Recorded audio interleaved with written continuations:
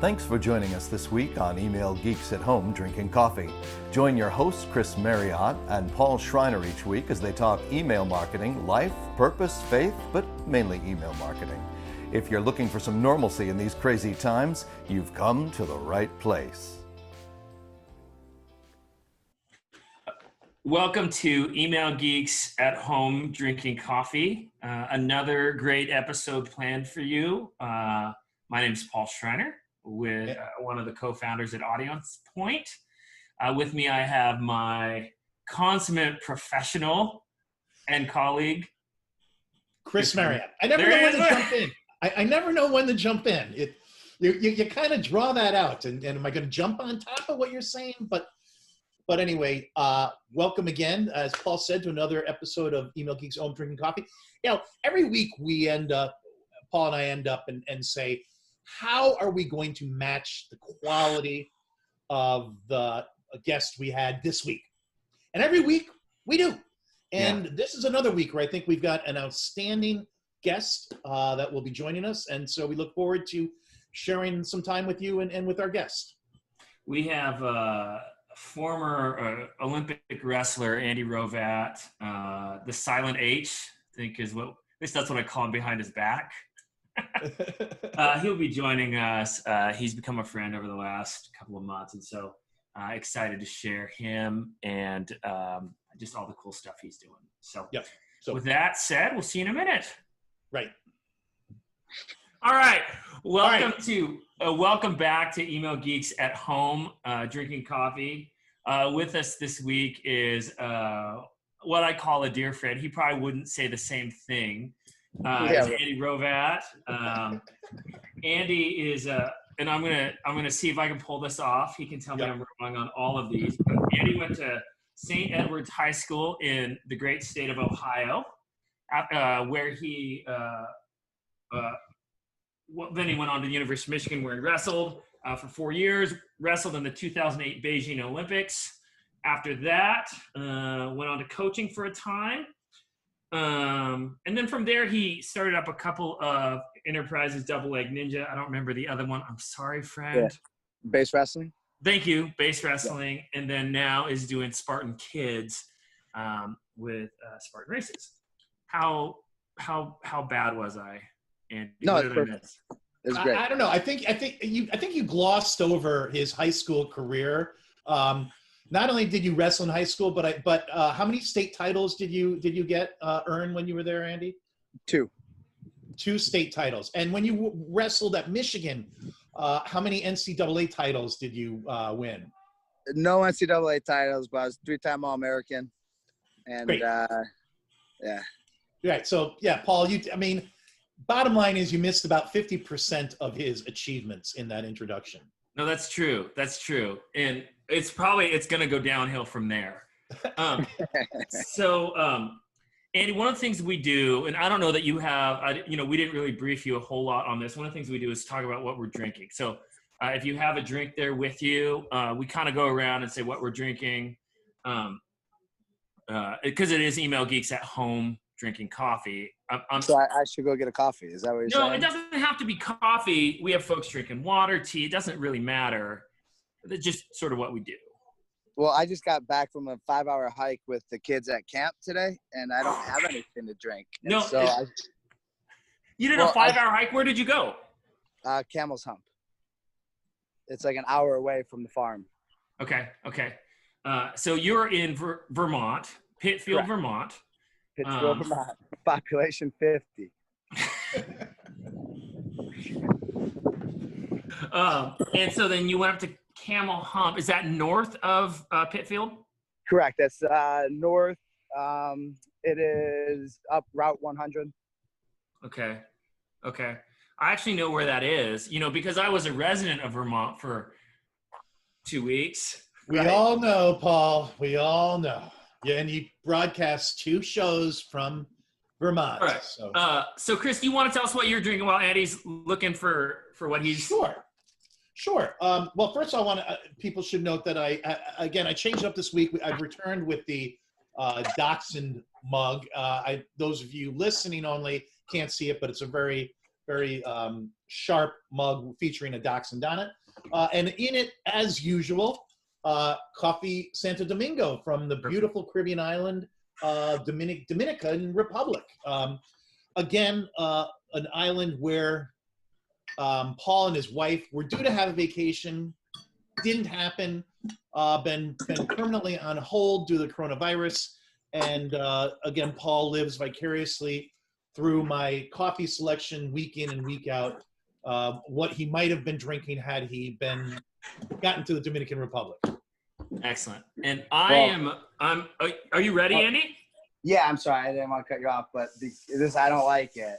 The Green Mountain. Green Mountain, Vermont Country Blend. It is a Vermont Country Blend. I'm not a big Keurig guy. I don't like the single-use stuff. But since I'm getting ready to sit down and talk to you guys, I might as well have the Green Mountain coffee, the fast one. There you go. And Paul, what about you? I'm drinking a Kali Macho today. It's a Basque drink, half Coke, half red wine. Yeah, it's that I love that drink. You said that's a Basque drink. I grew up thinking it was a Brazilian drink. Oh well, we can go that. We're international, Andy. We're international. Which one of my cousin's friends from college turned him onto it, and I loved it. Like at weddings and stuff, when they have cheap red wine, I'm like, I want half red wine, half Coke, and they're like, "What's wrong with you?" And this is the 100% the reason I was so excited about getting you on the show, because in so many ways, I told my wife after spending some time with you there, I was like, Jessica, I found a peer, like someone who's like, he's a kindred spirit, cut from similar cloth. Andy, I'm going to show you something here that's on my computer that's been here since Vermont. What is it I'm holding up? You're holding up a quartz. That's right. And why am I holding up quartz? Because it's a magic moon rock. That's right. It absorbs the moon's energy, and it's nice and cool, and you can put it on your third eye and feel great about it. Right. Microdosing. Yeah. Make sure you charge it at night by putting it outside. Right. Can I raise a point of order, Paul?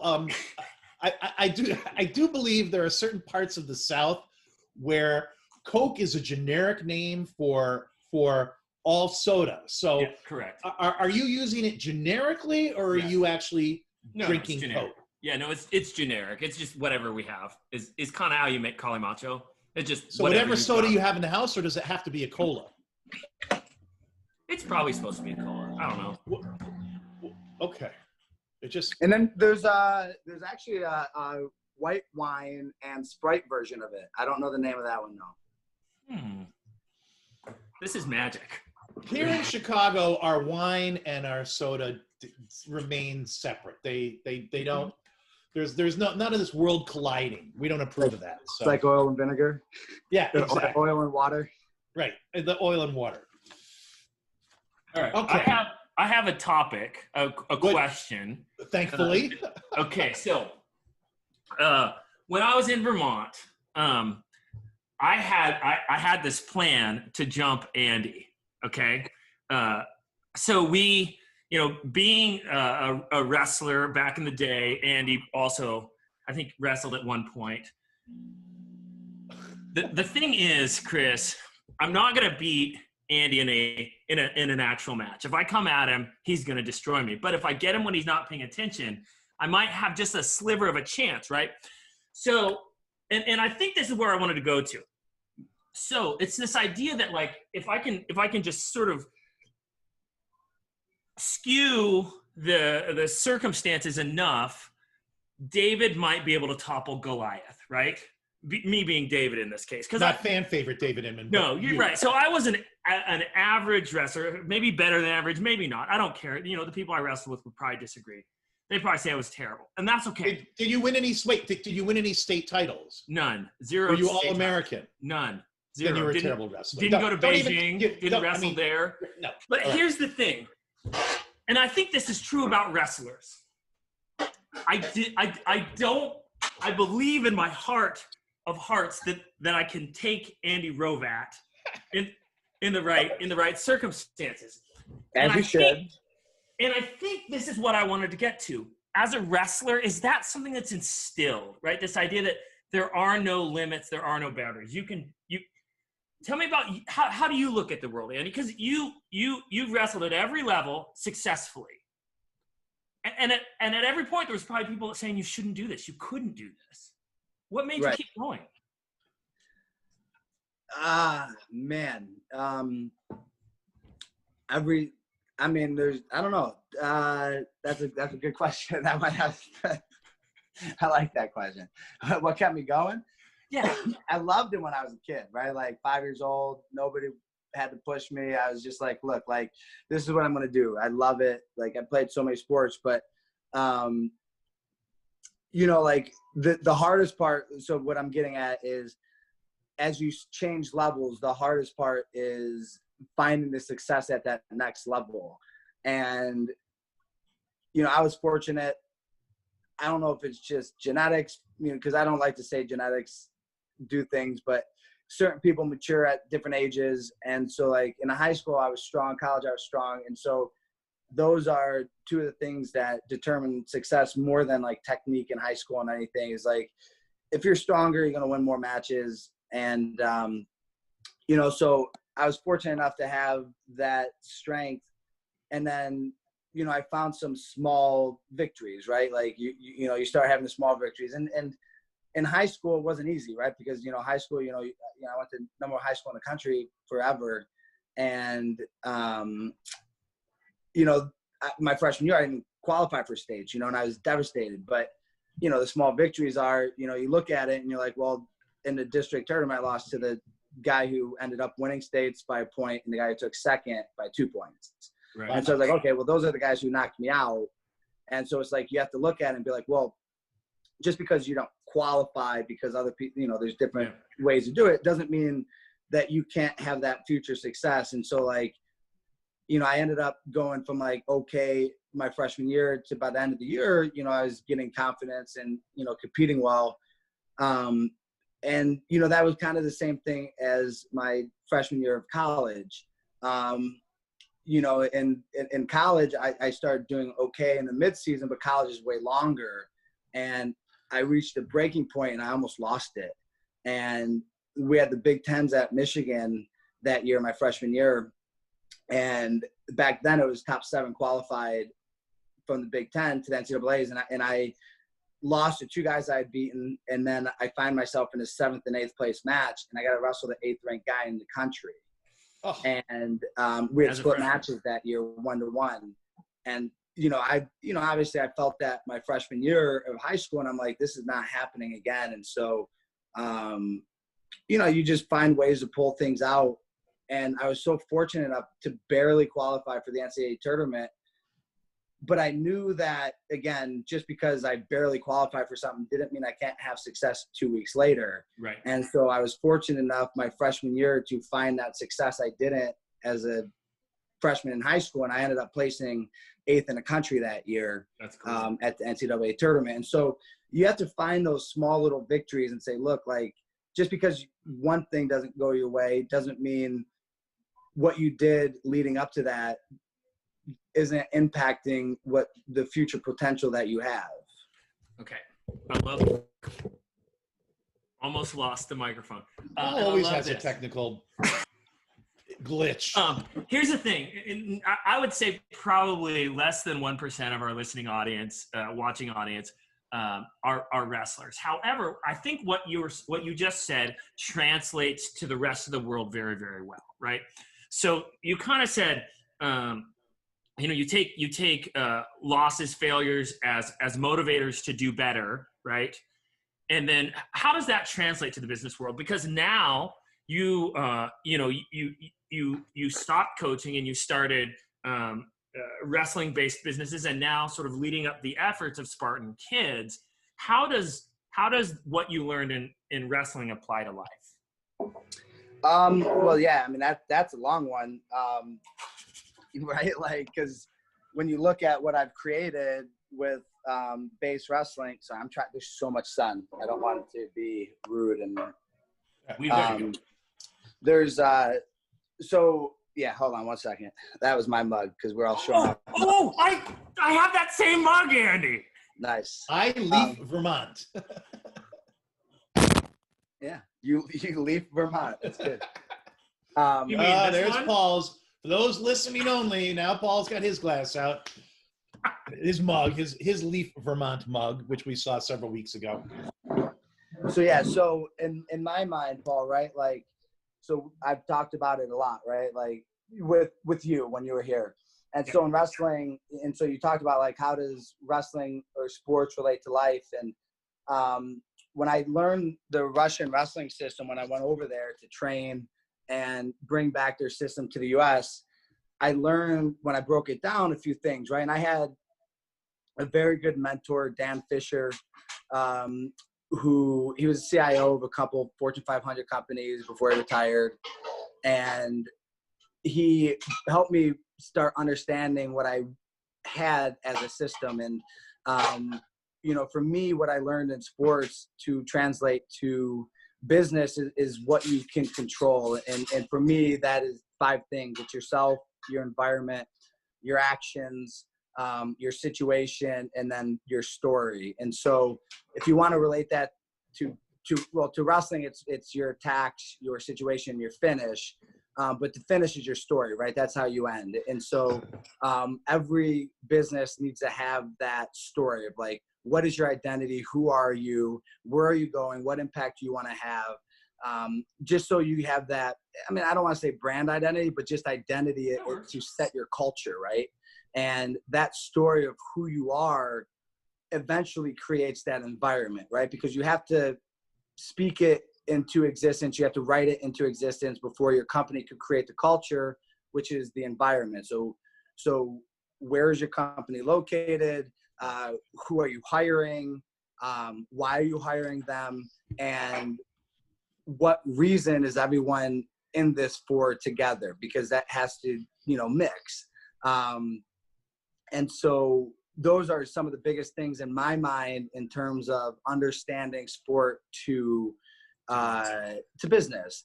And, controlling yourself is obviously individual as an employee. Like, you have to be not on time, but be early, have your stuff done, go above and beyond, don't work for hours, work for purpose, work for project completion, stuff like that, and then the third one was your actions, right? So what you're doing every day leading you to the goals that you want to have. Right. Because you can do a lot of work, but if you're doing the wrong work, you're not going to get closer to those goals and aspirations that you have. And then, finally, that fourth one is the situation. And that's more about being present and being aware, right? Because all of the actions that you have done in the past have led you to today and to being in this situation. And the more present that we are in the situation, the more that we can make those decisions that impact the future, right, which is the story, right? And so that it's very cyclical in terms of, controlling yourself, controlling your environment, your actions, your situation, and your finish. And they all feed off of each other, and they could flow from one to the next, right? Because you could change your story, which then changes your environment, and then those environments changes the actions of where you're going, and then that leads you to a whole new situation, which then once you get into new situations, you rewrite the story of where you want to go again, because you never get to an end point, right? You get to a point that you create, and then once you get there, you understand more is possible, and then you redo that whole story that you tell yourself. Right. And so someone that's feeling stuck in their career, I'll give it to you here in a second, Chris, because I can see you're waving your hands. I'm not waving my hands. Listen, I know how you work, Marriott. So someone who's feeling stuck in their career as it is, right? Like they're maybe a boss that struggle, maybe they're not getting paid enough. Maybe this COVID thing is just overwhelming, right? There's a million different reasons. How does that apply, in terms of, again, taking those negative situations, those moments, those failures, if you will, as motivators to improve their own career, getting a new job, applying for a new job, changing jobs within the same company, changing the environment that they're in, because we kind of talked about it from this concept of sport, and then we narrowed it down to company. But now let's look at individual. Right. And so, everything in change, comes from yourself, right? Like you have to want to change. So you have to be able to look at yourself and evaluate yourself. If you're a boss and you're struggling, or, you're losing reins of your employees or your business, it all starts with yourself, right? Like all positive change starts with controlling yourself, right? So if you don't change yourself, you're going to continue to be on that same path. And until you change who you are, it's going to be very difficult for you to see the new story or see the new environment that you have to put yourself in to improve who you are. And so that self-evaluation, to me, in terms of what your output is, or how do you handle your emotions, or how do you handle, the stress, and even how do you handle success, right? Because a lot of people can't handle success. We see it with like pro athletes all the time, right? They get the success, they get the money, and next thing you know, they're out of the league, and you're like, what happened? They blew through the money. And so that number one thing to me is if you want to constantly improve and constantly change, it's to fix who you are and to analyze that. And that goes down to everything from eating, drinking, breathing, sleeping, what you read, what you hear, what podcasts are you listening to, what music are you listening to, because you're the average of everything that you consume, not just the people that you hang out with and the environment that you're in. You're the average of what you're listening to on the radio, what you're listening to on television. And so if you could understand how to change yourself to improve that, then you'll have a better track to be able to move forward and everything else. Sure. It's all, it's often like tied up in a nice, neat bow. When we talk to somebody like you, and it's like, yes, hugely successful in high school, like you. Couple of state championships, 3-time All-American in Michigan, onto the Olympics.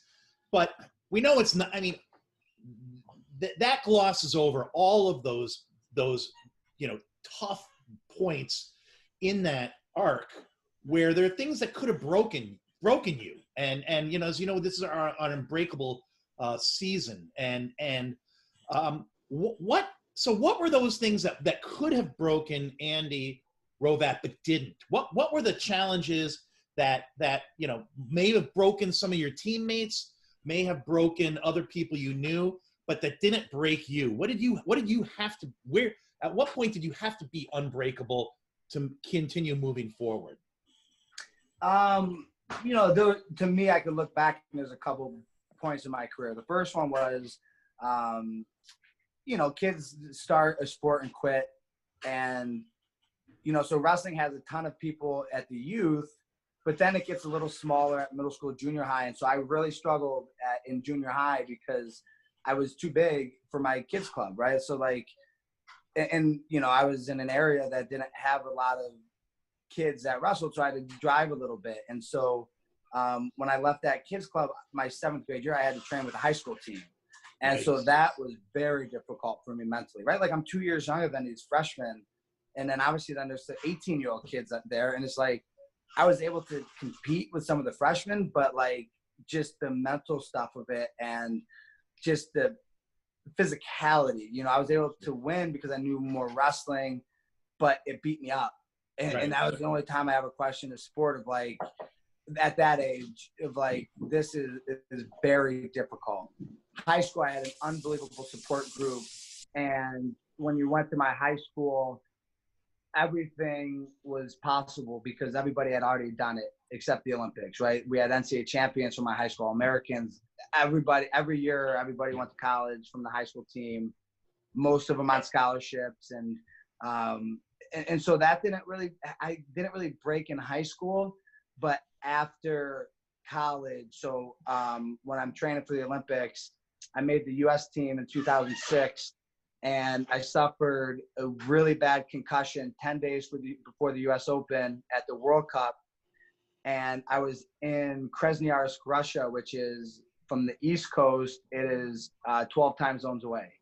Wow. And 10 days after that was the U.S. Open, and 4 weeks or 5 weeks after that was the U.S. World Team Trials. And in today's world, they would never even let me wrestle either of those events. But back then, I wrestled at the World Cup, and I Why walked not? up and, right, like I was the only one there, right? Like we're 12 time zones away. I'm like, I didn't come this far. You know, I got knocked out during the warm up with my partner. Last couple seconds of the warm up, caught his head under my chin, and so I go out in the first match. After the match, my coaches are like, "What were you doing? You were wrestling like you're 10 years old. Like you were slow. Your reactions were funny." I said, "I got knocked out in warm ups." And then they just threw me out in the next match. They're like, "All right, just go get him. Do whatever you can." Go get him, champ. Come on, sport. But they were like, "Hey, whatever you can do, just go do it." Right. And so that year I took third at the U.S. Open 10 days later. And, you know, like a month or so later, I took second at the World Team Trials, and I was seconds away from making the world team. And I lost to the guy who ended up fifth in the world that year. Wow. And I wasn't myself, but you know, that whole summer I was emotional, and obviously it's from the concussion, and I was crying and I was questioning. And that was like one of the hardest times that I had to understand to be unbreakable, because you know, I got that success and I became number one in the US, and now it's 2 years out from the Olympics, and now I'm number two. Mm-hmm. And the year before the Olympics is way more important than 2 years before, because it sets up all the rankings and everything and seedings, and you know, you just have an easier path when you're number one. But after I had stopped pitying myself and my situation, I was like, look, this, I don't ever want to feel this again. And those breaking points pushed me, especially at that point, to be like, look, like there's nothing that is going to stop me from making this team next year. Like I've done everything I've needed to do to get to that point. And that includes questioning yourself, right? Because I don't think anybody can make it through sport, business, anything without ever questioning themselves. And so I think that's actually a healthy thing that happened to me. And I was able to use that as a motivation to push me even harder to make that team the following year. Right. That's interesting. So I mean, you took the setback and used it as you know, motivation to again get back to where you needed to be. Oh, absolutely. And I did. But that setback made me question a lot of things. You know, right. like, right. There was in between. It was, what am I doing? Do I want to continue doing this? And that's tough. And that's when you do have to be unbreakable. And you were. And that's what, you know, that's one reason why your story is so amazing, and why we wanted you on here is again, knowing that, you know, again, those journeys are never one success after another. No. There's everything just lined up. I don't know why you guys are having a hard time. I mean, Paul's life, and I mean, Andy, Paul doesn't go into it much, but Paul's life has been, he was born on third base and right. Assumed he hit a triple, and it just works. Everything's fallen in place for Paul, but I'm like you. Hard scrabble, get knocked down, you got to get back up. Everything's coming up Millhouse. So let me shift, and Paul, I mean, I don't know, jump in whatever time, but I need to drill down, and that was a great story, and thank you. I mean, but how does you grew up in Ohio, Cleveland, and yet you went to Michigan? I mean, wasn't that the betrayal of? I've asked this question. I mean, wasn't that were you shunned by your neighborhood? Were you, I mean, how does somebody, end up, I mean, it's just like, I can't even put in the words. Right. So what happened? No, it's a very interesting story. So I grew up in North Collinwood. So it's like the most northeast section of Cleveland. And the high school didn't have wrestling, which is why I ended up at St. Ed's. The Cleveland City Schools didn't have it at the time. But so I grew up maybe 2.5 miles, 3 miles from St. Joe's High School, which is now Villa Angela St. Joe's. And so that's where my dad went. And it was all male. I would have went there if it was all male. But my dad was like, look, if you want to be focused, and you're going to the other all boys school. And I was like, cool. And so when I was growing up, 8, 9, 10 years old, something like that, Desmond Howard and Elvis Gerbach played football at St. Joe. So I started going, and I watched them in high school with my dad, and I remembered it, you know. And then they went to Michigan together. And then as their career unfolded, the news would always be like, in local sports news, Desmond Howard, Elvis Gerbach playing for Michigan today, did this, did that. He wins the Heisman. And I always had that like connection with Michigan. And when it started coming time for me to pick my school, I was just drawn to there just because as a kid, that was like Michigan, you know, just because these people that you were looking up to watching in high school went to have great success. And so that's how, and so it's funny you said neighborhood. And so people in my neighborhood, like, you know, that was like, it was okay because of Desmond Howard and Elvis Gerbach. And so it ended up being acceptable. Okay, but how psyched was Ohio State to face you in dual meets? I mean, were they just all jacked up to get revenge on this turncoat? Turncoat. I like that saying. So it was actually pretty funny too, though. So St. Ed's, they won their first high school national championship in like 1982, maybe, somewhere around there. And in 1978 or 79, they had their first St. Ed's wrestler. They didn't recruit another St. Ed's wrestler until the mid 1990s. Don't know why. No idea. Best high school in the country. St. Ed's or Ohio State never recruited at St. Ed's. We got replaced as the number one team in the country in the early 90s by this school called Walsh Jesuit, all-male school at the time, out of Akron, Ohio. And they started upstarts. I never approved of that program. But they hacks. Well, at the time, you know, we all thought they were punks from Akron, and right. They had this whole. There's gonna be a little documentary in the wrestling world coming out on them, but they were like the bad boys, right? Like in the night Pistons, right? They had tape on their headgear. Every single kid wore a different singlet. They didn't have warm-ups. They were like, I don't think I can handle this. They were savages, right? Like they were animals. And they changed the landscape of high school wrestling, and that's where the number one high school wrestling tournament in the country now is at Walsh Jesuit, the Ironman tournament. Wow! And so they just were like phenomenal. And so Walsh, they started recruiting all these Walsh kids, and by the time they tried to start recruiting me, the coach called my dad. My dad goes, "We're not going there. Don't call us again."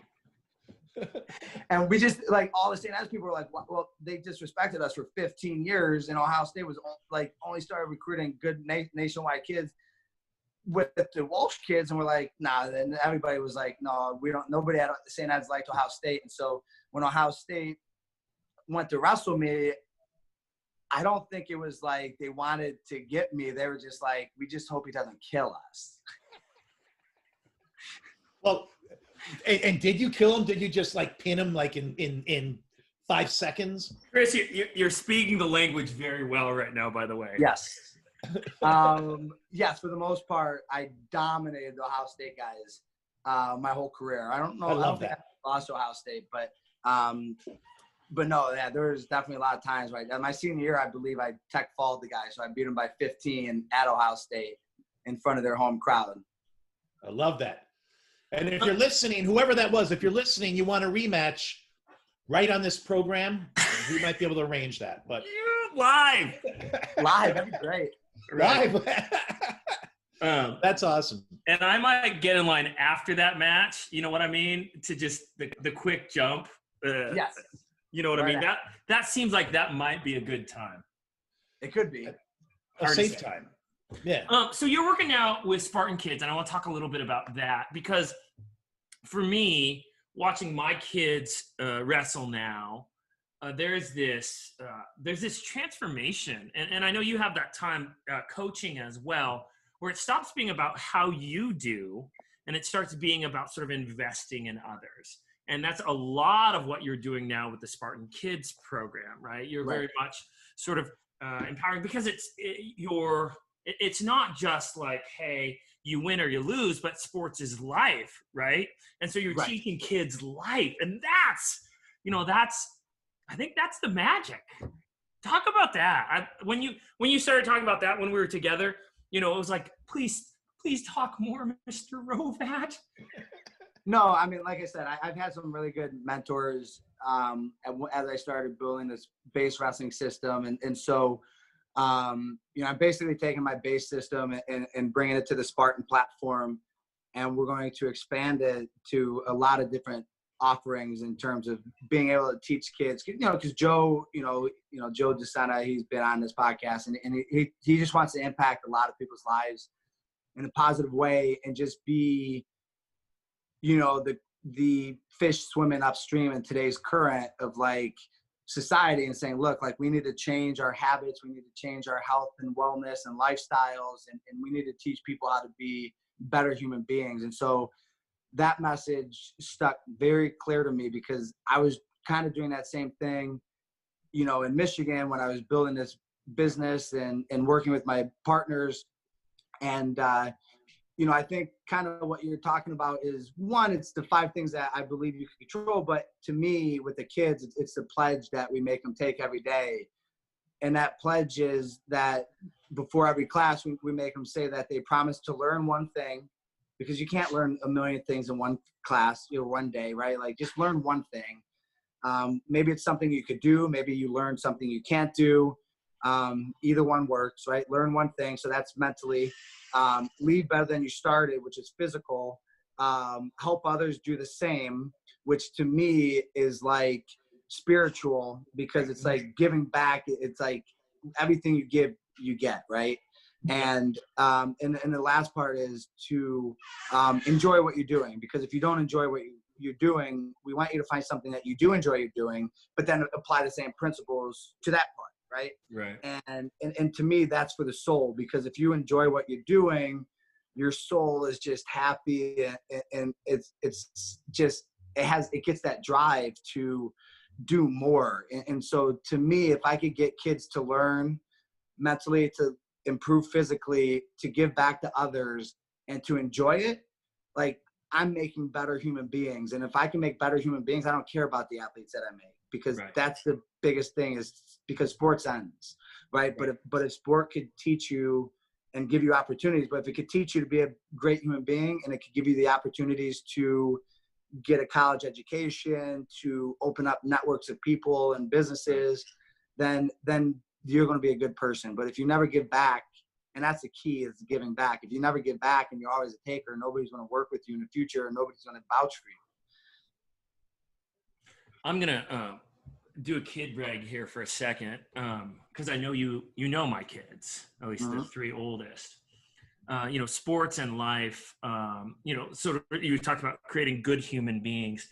Eli, my oldest, who you met, this last year in wrestling, he, one of our wrestlers, it was in state duels, got eliminated on a foul, right? Made a mistake. This happens, right? Kid was ranked first in the state. And so it was really looking to do very, very well. And it was state duels. And so there was a certain number of matches that needed to take place between when this wrestler was eliminated and when state individual happened, right? And the only way to do that was for our team to advance along.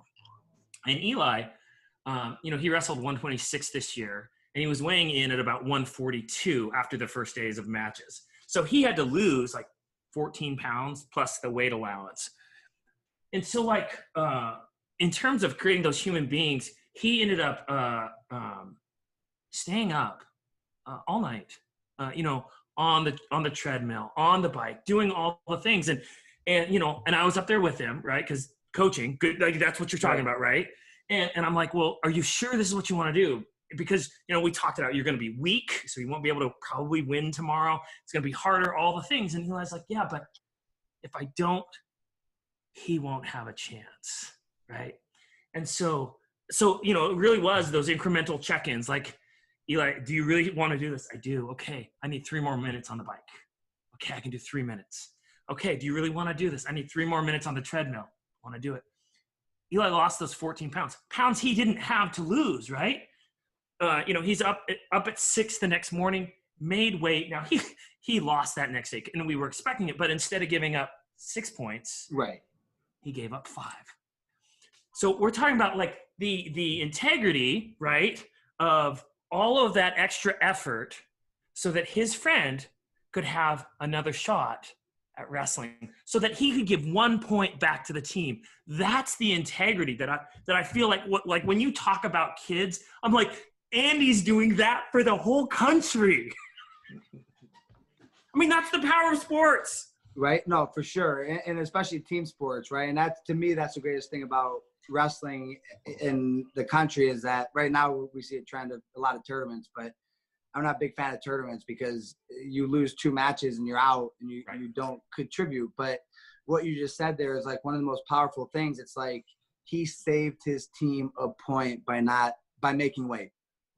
Right. And that is the biggest thing, because I've seen it in high school matches, like, you know, like, hey, we didn't expect for you to win, but you didn't give up 6 points. You gave up 3 points or 4 points, you know, and it's like a kid could feel accomplished and be like, look, like this guy's way out of my class, but I did that for my team. I fought for my team. And, you know, I remember you telling me that story, and those lessons you learn with your teammates are just unbelievable. Right. And if you could create that culture to build that within a team, then that's the greatest success you could have, right? Because we all define our own success.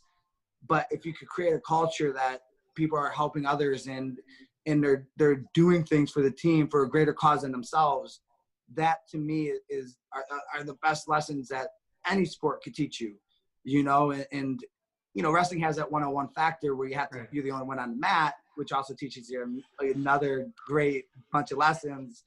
But you know, that story is just amazing to me to hear, because that's what people remember the rest of their lives. It's like, you know, like you don't remember like this win or that win. It's just like, man, I did this for somebody else other than me. It was fantastic. We had a great time. You know, we're teammates, we're brothers, we're family. Right. Because you're going to battle together, right? I mean, that's the deal. Exactly. Yeah. And so, I'm a person. You know, we've got a huge audience around the world, Andy. Yes. Huge. Huge. Somebody wants to get connected into the Spartan Kids system that you guys are kind of creating. How do you do that? Right now, I would just subscribe to the Spartan Facebook page, or email list on their website. You guys know a little bit about email lists, right? Oh yeah. What is this email you're this speaking podcast of? is we finally actually mentioned email marketing for the first time in weeks. Thank you. No, for sure, because right now we so when Paul was in Vermont, we had a kids death race camp, and so we're going to be making a little mini documentary on that to have that as a continuous running camp every summer in Vermont, to bring kids in who need, I'm not going to say need help, but that need a push to understand what their potential is. You know, like that death race camp was amazing. Like, and Paul could tell you, like, there within the first 48 hours, there's so many kids calling their moms, dads wanting to quit, get picked up. But after those first 48 hours, they realized what they were capable of doing, and that they were selling themselves short all their lives previous to that. Yep. And we just did 3 times, Paul. We did 3 times up and down the mountain. They had a 24-hour race on the mountain 2 days ago. Okay. It finished yesterday afternoon. And so yesterday morning, Emma, with all these wrestling boys, was there. She went up and down the mountain 3 times, and she finished in 4th place. Out of 16 kids, she finished 4th. And all of these guys are high-class wrestlers. Yep. And she was the one that didn't think she could, in the death race, didn't she think she could even walk up it one time. Right. And next thing you know, she's carrying rocks up that thing multiple times a day with weights. And now she's beating boys and doing it with a smile on her face. I love it. And so that's one of the things we're doing. We're doing a wrestling camp here this week.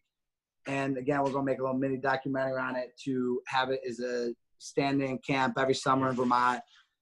And I mean, it's the same message. We want to use these kid programs here, and then we're having online classes. Okay. Our physical literacy class will be coming out soon, hopefully for the school year. So gym teachers can use it as gym class. Stay-at-home parents can use it for gym class if you homeschool, stuff like that. Especially depending on what the school year is going to be. So yeah, so definitely go to Facebook, go to our email, go to Spartan.com, sign up for the email, and we will be promoting the kids stuff probably within the next month or two. Love it. Yeah, by the end of summer for sure. Another question for you. We didn't intend it to be this way, but we look back over all the guests we've had on season 2, starting with Joe. And by the way, when you see Joe, tell him that Chris and Paul say you're welcome, because we got him the invite. Because I'm fully. Clearly we were a stepping stone to the Joe Rogan experience. He comes on our podcast. Absolutely. And so tell him that, we're glad we could contribute to his invitation, and that we say you're welcome. But I know Joe. I heard Joe hears you guys and watches you guys. Oh yeah, I mean, he's looking over his shoulder. I mean, he's going to be picking off our guests and trying to anticipate who we're going to invite so we can them first. And so we've become very much more secretive in our guest list. Yeah. True. But one thing I looked at, or one thing I noticed, is everybody that we've had on this season has written at least one book. Joe, 3 bestsellers. Last week we had Margaret McMullen, 9 books. So is there an Andy book in the future? Are we going to continue this? Are you going to allow us to continue this tradition of this episode or this season, or is there no chance for a book?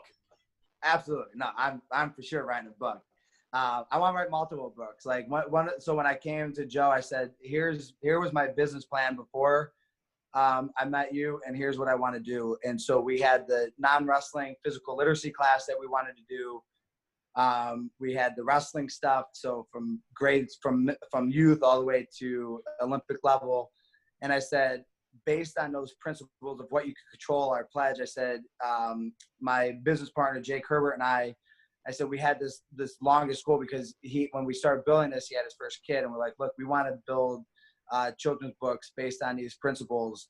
And Joe's like, done, I'll help you get it done. And so that's what we want to use. It's going to be kind of like a younger version of Jocko's book. So Jocko's Way of the Warrior Kid, or is that his, or I think it's Way of the Warrior Kid. I can't remember, but Jocko Willink, he's got a great kids book, but his is more like middle school, junior high. So we want to go one step before that and start brainwashing. Instilling good habits on these kids to live a healthy and happy life, just by storytelling and connecting with their parents. And more so, I want to do it because I want to get to the parents. And the only way to get to the parents is parents won't change for themselves, but parents will change for their kids, and they will give their kids every opportunity they can. And so if they're reading these books and they're getting these books to help their kids understand resilience and perseverance, and how to shoot for the stars and be happy and healthy and active. And so if we could get the parents to buy these books and make them a way that they're engaging for the kids, then hopefully we could get to the parents, because again, parents will do everything for their kids, but they put everything off for themselves. And so that's the real reason we wanted to write those children's books. That's awesome. I love this so much. Generational change is what you're talking about. And when I was on staff with Young Life, I have 2 stories that will, I think, reinforce this. One, we had some kids come to club, and because they came to club, they started going to church. They brought their parents to church. They brought their grandparents to church. The whole sort of family line was changed, right? Super cool, powerful. The other one was Bud Carpenter. We had Bud come and speak at one of our banquets, and he had he came up, told a couple jokes. He was, I think, old as the dust at the time, and love him dearly. And early 15th person hired by Young Life, something like that. Anyway, long story short, he gets up. Lady comes up to him afterwards, and she says, "Are you Bud?" She was like, "Yes, Bud Carpenter." He's like, "Yeah. Did you used to do Young Life in Baker City, Oregon?" And he was like, "Yeah." She's like, "Oh my goodness." She's like, "I went to camp at Malibu in 1952. Did you take a group to Malibu?" He was like, "Yeah." She's like, "Okay, I met Jesus at that camp. I met my spouse at that camp." I'm here today because you took me 55, 60 years ago to that camp. She's Wow. like, hold on, these kids, you see them? And they're old too. They're Christian because of that camp. You see my grandkids. So like you're talking about impacting generational change, right? It's That's not so just, cool. you're not talking about a person, you're talking about family units and social structures. And so when you can start with books and positivity and good habits and all the things, you can impact the world.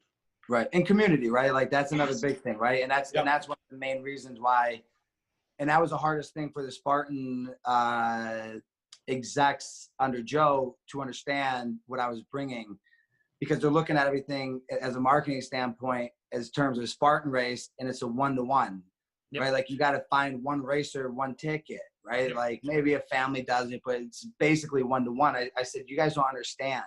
I need one person in a community to say, I want the base system, whether it's the non-wrestling physical literacy to promote health and wellness, or the wrestling. And you get one person in that community, well, now that whole community is going to have the program and they're going to be an ambassador. And that's where real change, because you could change 1-to-1 in the generational, like you said, but the real change and for the country happens at the community level. And if you could bring a program to the community that has the values of what we're creating, then that's going to be a bigger change than you could see in the world. And I see the world right now, and I'm looking around our country, and I'm like, every single person in our country is torn in politics because they're looking at the federal government, and they're like, you need to change this place. You need to change this place. It's like, no, stop. You people in your community need to change your community. And it has to start with the people who live there, because nobody's going, and that's why you have to change yourself, because nobody, I'm going to say, nobody gives a shit about yourself, right? Like nobody's going to be like, oh, I'm going to help Andy change because I'm just a good person. I'm going to do right. Like at the end of the day, nobody cares. You have to change yourself, and nobody is going to come to the outside of your community, whether it's a wealthy community or inner city that's not as wealthy, or like anywhere in between. It's like, you could go to those communities and they have to change themselves. And again, that becomes generational, because if you take pride in that community and you take pride in who the people you're creating and who the people you're impacting and molding, well, then they're going to have a better impact of the buildings, the structures, the businesses, who they're inviting into the community in terms of businesses, and like, what are you selling in that community? And, are there liquor stores on the corner, or are you getting rid of those? And now you're putting, mom and pop restaurants and like coffee shops and stuff like that. Are you putting things that add to the community or bring it down? And to me, that is where I want to see the greatest change in the program that we're creating, is those communities that we can have an impact on. For sure. I love that. Though I hope the liquor store and the mom and pop can coexist in that neighborhood. Well, they can, but I grew up in inner city, but you can't have 10 liquor stores within 3 blocks, right? And Chris, when I was in Port Townsend, we had a small school. We were serving Quilcene High School, and it had a liquor store across the street and like a Quickie Mart that was basically a liquor store across the street. And you're talking about a school of 125 kids, right? Yep. Like, what is it they see every day when they come out of school? This is the frame of reference they have for the world. Yeah. Anyway, I digress. Andy, what we often do in ending the show is a little thing we like to call lightning round. You see that mix between Chris and I's talking? It's finally honed over many, many, many episodes. We can finish each other's sentence. And the lightning round are 5 words or sets of words. I'm gonna give you 5 different things, and we want the first thing that comes to your mind. Your response to be the first thing that comes to your mind. So we use it sort of as psychological profiling of our guests. Yeah. We typically will drill down into one or more answer, depending on what we hear. This is the special Ohio edition of the lightning round. Right. So, round on the sides, high in the middle. Ohio edition. So, starting first one, Steel Vengeance. Could you repeat that? Steel Vengeance. Steel benches? Vengeance. Steel vengeance. Yeah. I have no idea. I love it. Oh, we're coming back to that one. All right. Okay. Boy, wow. And people in Ohio now, heads are exploding, but we'll come back to that. Y Bridge, the letter Y. Y Bridge. It's like he's not even from the state of Ohio. You're right. I mean, it is almost. I'm hoping I get some easier ones in here. Oh my goodness. Okay. Take a deep breath, Chris. What is it? Queen. Queen? Yeah. And these are Ohio things. Yeah. I'll tell you all the links at the end. I haven't lived in Ohio in 22 years. Queen. First thing that comes to mind. Yeah. England. Okay. Okay. All right. Well, at least we got an answer that time. Not the one I was looking for. And you have lived in Ohio in the last 22 years. Well, I have 8 months. I did. I lived there for 8 months, but yeah. All right. We only got 2 more to go, Andy. And these are, I mean, these are lobs. I'm sorry that they don't feel like lobs, but they are lobs. All right. Number 4 out of 5. Ralphie. Oh, yeah, for sure. I've been to the house. Yes. It's in Ohio City. Yes. Yeah, that's great. Christmas Story, for sure. There we go. Okay, you got one. Right, That's right. great. Yes, Ralphie. That was awesome. Okay. That's actually very impressive. That might be the most obscure one, so that may make up for the other ones that you didn't get. The last one is Toledo. War. What? Yeah, war. War? I'm assuming it's Jamie Farr from the show MASH, who was from Toledo. No, but I've been to Tony Paco's, which he always talked about. He did. He did talk about it. Tony Paco's Pickles and Peppers. No, war. So I learned when I went to Michigan that before all the United States were formed, Michigan and Ohio militia almost went to war over Toledo, the port. Really? And and the government had to step in and they had to say, like, look, like, we're not going to war between states. We are going to give Ohio the use of Toledo. So they won back in the day. I'm going to say they lost now because what Michigan got was the Upper Peninsula. Yeah. They got the Upper Peninsula for Toledo? Yeah, it's a good trade, right? Like maybe not at the time, but now they're like loving it, like tourism and. Wow, that's amazing. Well, that's all right. That wasn't what I was looking for, but because I didn't know that. That's a great answer. I was looking for maybe Toledo Alive, which was a festival they used to have in the 80s, probably before your time. I was there once on the banks of the mighty Maumee River in Toledo for Toledo Alive. That's a story for another podcast. All right, the Steel Vengeance is the biggest, baddest ass roller coaster at Cedar Point. I haven't been there in like forever. At Cedar, I was just talking about Cedar Point today with the kids. The kids were talking about adventure parks out here on the East Coast. I said, "You guys have no clue." I said, "Cedar Point is the #1 roller coaster park in the world." So I mean, Steel Vengeance, top 10. And it's probably the second oldest amusement park in America. Interestingly enough, we talked about Connecticut very early. I don't know if we were on air yet or not. We talked about Condo in Connecticut, but Lake Compounce in Connecticut is supposedly the oldest continuously operated amusement park, and Cedar Point being the second. Paul, the information we provide is just amazing. And when I say we should really mean you provide. Yeah. And the last two, Y Bridge, there's a town called Zanesville, Ohio. Yes. And apparently its claim to fame is that it has a Y-shaped bridge. Interesting. Apparently not famous enough claim to fame, but I have heard of the Y Bridge spoken of when people speak of Zanesville. Interesting. So I thought you might get that. And lastly, Queen.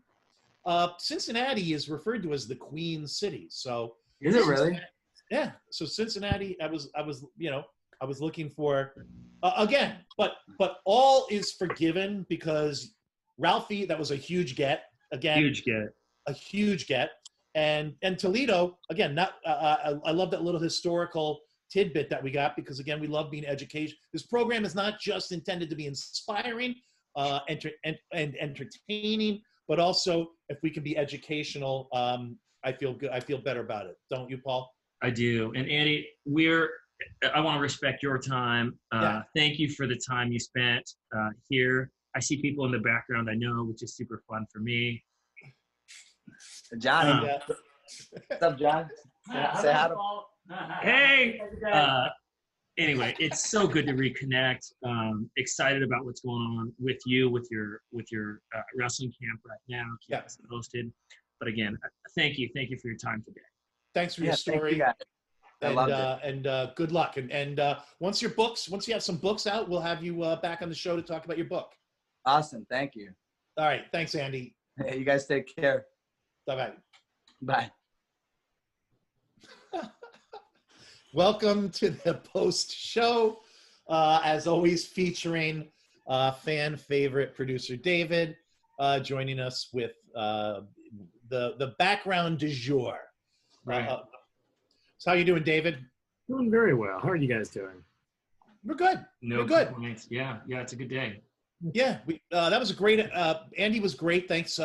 Thank you all for tuning in. I thought that was a great episode of yet again somebody else who isn't breakable, who soldiers on to achieve what he wants to achieve, and has a system and a plan that he can share and to help make all of us unbreakable in our own in our own daily lives, which is great stuff. We did get more fan favorite questions this week. I don't know where we want to start, but I have a couple of questions that I've culled from the mailbag that are All right, so we'll just get right to it in the post show. Okay, so fan favorite David, you were going on a long family trip in your car. Your mom offers to bring a snack. Do you pick Twinkies or Ding Dongs? That's a good question. Ding Dongs have some weight to them. I'm gonna rock the Twinkies. I'm curious. So because the Ding Dongs have weight to them, you're gonna go with the Twinkies? Yeah, because I just don't like feeling weighed down when I eat, just in general. Even if I'm gonna be sitting down in a car. Yeah.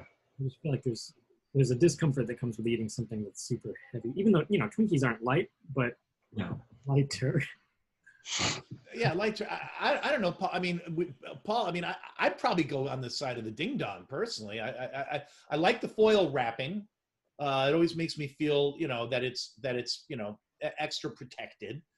And I mean, the chocolatey goodness of those are hard to eat. I'm gonna go with Twinkies, and I'll tell you why. Growing up in Washington State, no one's car had air conditioning, and the only time we would go on long trips is in the summertime. So we were getting baked out in the car. It was just so hot. So the Ding Dong would be a chocolate mess. Yeah, good point. A Twinkie would not. Good point. And you know what? And we should probably describe for our younger listeners, Twinkies are still around. Ding Dongs are round, layered chocolate cakes with icing, coated in a delicious layer of chocolate. Devil's food cake with a cream in the middle. Right, and but there's a hard chocolate outer. Yeah, there's like a frosting shell. Yeah, but it's hard. So yeah, it is hard. All right, well, so we got another one for fan favorite David. How come no one asks questions of us, Chris? Everybody wants to know about fan favorite David. Well, remember, it's ask fan favorite David anything. I mean, so yeah, that's true. Our fans are paying attention. They know who they want to talk to. If you were offered a deal from SiriusXM, and for those of you who don't know, Joe Rogan, our competitor at the Joe Rogan Experience, we're very competitive with each other's podcasts, and he recently received a deal from SiriusXM, $500 million to offer his podcast on Sirius. So anyway, David, fan favorite producer David Inman, if you were offered a deal from SiriusXM for your own podcast, Would you quit Email Geeks at Home drinking coffee? That's a good question. And I'm going to try to answer honestly. I'm going to try to be candid with you guys, even though there's a chance for discomfort. But yeah, to be perfectly candid, with the level of fame that we've reached, I get offers all the time. Maybe not from serious, but from less serious alternatives. Hello, is this thing on? Hello. But the reality is, this show is great, but getting to see you guys every week is even greater. I guess $2.5 billion. Yeah, that makes sense. Right. If I had to choose, I'm email geek for life. Yeah. Well, good. Hopefully. Feels like a tattoo's in order. Email Geeks for life. Oh, you know what? I wanted to ask Andy if he had one of those barbed wire tattoos. He does. I think he has some ink. I don't remember. I wanted to see a barbed wire tattoo. Yeah. Those are questions. Those are only 2 questions. But I do have other news this week and a new assignment for fan favorite David Inman. Because not all fan mail gets delivered to headquarters where David is. I got a letter this week showing at home in a nice stationery. Let me read this to you, gentlemen. It looked like there was a dachshund on the front of it. Well, and that's interesting. I mean, we'll get back to the dachshund on the front. Yes, there's a dachshund on the front of it, wearing a jaunty bowler's hat. Not like a bowling guy, like a bowler hat, like I'm with you. Englishman. So it says now, and I'm taking a great personal risk reading this. So I just want you to know, my wife didn't want me to read it on the program, but I said I owe it to these guys. So, Mr. Marriott, it has come to our attention that you have recently attained a level of coolness that permits you to become a member of the real is underlined, real cool kids of email secret society. Our society's existence hinges upon utmost secrecy. Do not, under any circumstances, reference this letter, obviously I already am, in your podcast, lest our honorable society crumble into the abyss. We will be contacting you with further details regarding your admission, blood pact ceremony, and Little Orphan Annie's secret decoder pin. Yeah. Regards, the RCKSS. Real Cool Kids Secret Society. Wow. Now, so very good. I mean, clearly no idea who sent this. No return address. They were very wise. They did not put a return address on. The stamp is somewhat generic, so I can't really. Does it have a postmark where it's postmarked at? Oh. Yeah, but you know what? It's postmarked right through the line, so it's illegible. Very, very interesting. But our one clue is Dachshund Stationery. Dachshund Stationery. So, well, what do you think of when you think of bowler hats? I think of England. You think of what? England? Yeah. Well, all I'm saying is this is a very, very distinctive stationery. Yes. There are probably not that many stores that sell this particular brand with this particular image. Yes. So fan favorite David Inman, I'm going to be shipping this down to HQ in Chattanooga so that you can use this to try to track down. Let's first find out, if we find out where this might have been bought, we can begin to gain further insight into the operation of the secret society. And my guess is that timing is of the essence, because I was warned not to share it. I've shared it, at probably great personal risk, but again, it's a fan favorite, so I will be sending this to you, and we'd like you to report back next week as to whether you were determined where this stationery is being sold. Chris, I'm just going to say this up front. I think of you like the term. I wrote this down before we even started. There is a term I think of when I think about Chris Marriott, and you can see it over here. Do you see what it says there? Renaissance man. Renaissance man. Yeah, right. I mean, you bring a level of culture and sophistication each week to the show that fan favorite producer David Inman and myself could not. There's things that you bring that just really are pretty unique. Is that fair to say? Absolutely. Yeah. So when you just pronounced it Chattanooga, it didn't reconcile because of your level of sophistication. Would you say that word again, please? Chattanooga? So you said it right that time. What did I say? No, it's Chattanooga. No, you said it wrong that time. Well, I've added an extra syllable there. No. Chattanooga. David, what is he saying? I'm pretty sure wrong would be Chattanooga, Yes. and right is Chattanooga. That sounds exactly the same.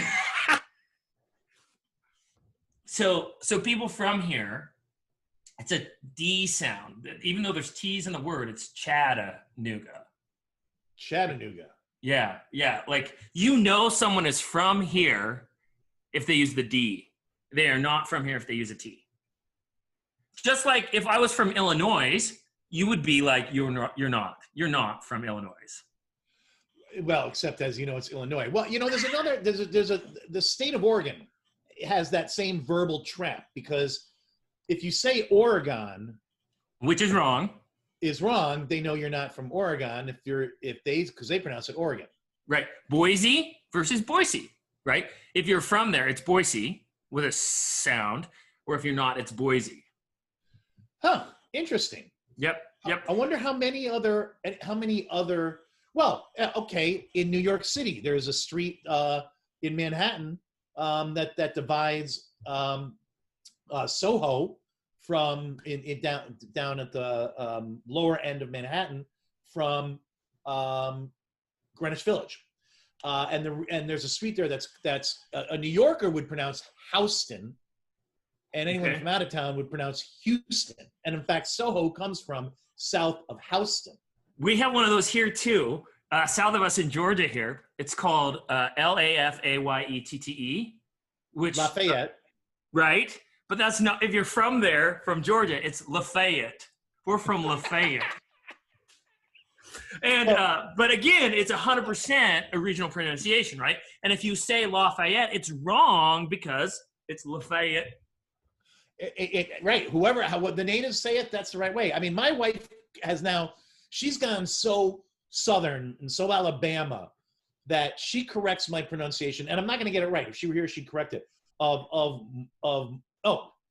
I say Mobile, and she says mobile.